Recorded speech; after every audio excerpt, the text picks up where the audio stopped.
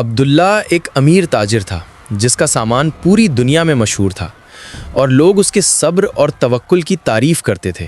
جب اس کے دوست حسن نے کامیابی کا راز پوچھا تو اس نے کہا کہ وہ ہر صبح اللہ کا شکر ادا کرتا ہے، پوری کوشش کرتا ہے اور باقی اللہ پر چھوڑ دیتا ہے۔ پھر ایک دن اس نے اپنی زندگی کی سب سے بڑی ڈیل کا سارا مال ایک جہاز میں بھیجا جو طوفان میں ڈوب گیا اور سب کچھ ختم ہو گیا، لیکن اس نے انا للہ و انا الیہ راجعون کہہ کر صبر کیا اور کہا کہ اللہ اور بھی دے سکتا ہے۔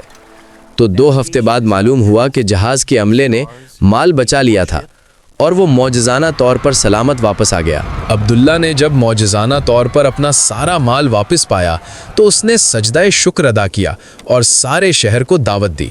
لوگوں نے اس کی توکل دیکھ کر اسلام قبول کیا۔ اس نے آدھا مال غریبوں میں تقسیم کر دیا اور آج بھی لوگ اس کی کہانی سنتے ہیں کہ صبر اور بھروسے سے اللہ بڑے سے بڑا نقصان بھی پلٹ کر خوشی میں بدل دیتا ہے۔ عبداللہ کی یہ داستان پورے عرب میں پھیل گئی۔ تاجر اور عالم لوگ دور دور سے اس سے ملنے آنے لگے۔ ایک دن خلیفہ عمر رضی اللہ عنہ نے خود خط لکھ کر اسے مدینہ طلب کیا۔ دربار میں عمر رضی اللہ عنہ نے پوچھا کہ اتنے بڑے نقصان پر کیسے صبر آیا؟ تو عبداللہ نے جواب دیا کہ میں نے رسول اللہ کا فرمان سنا تھا کہ عجب نہیں مسلمان کے لیے ہر چیز میں بھلائی ہے۔ عمر رضی اللہ عنہ نے اسے گلے لگایا اور کہا کہ تم واقعی اس حدیث کی زندہ مثال ہو۔ پھر عبداللہ نے حج کیا اور کعبہ کے سامنے دعا مانگی کہ یا اللہ تو نے مال لوٹایا ہے، اب مجھے نیک اولاد عطا فرما۔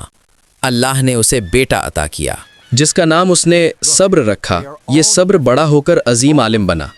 عبداللہ نے اپنی زندگی کا آخری حصہ مسجد میں گزارا، لوگوں کو صبر اور توکل سکھایا، اور جب اس کا انتقال ہوا تو اس کی نماز جنازہ میں ہزاروں لوگ شامل ہوئے۔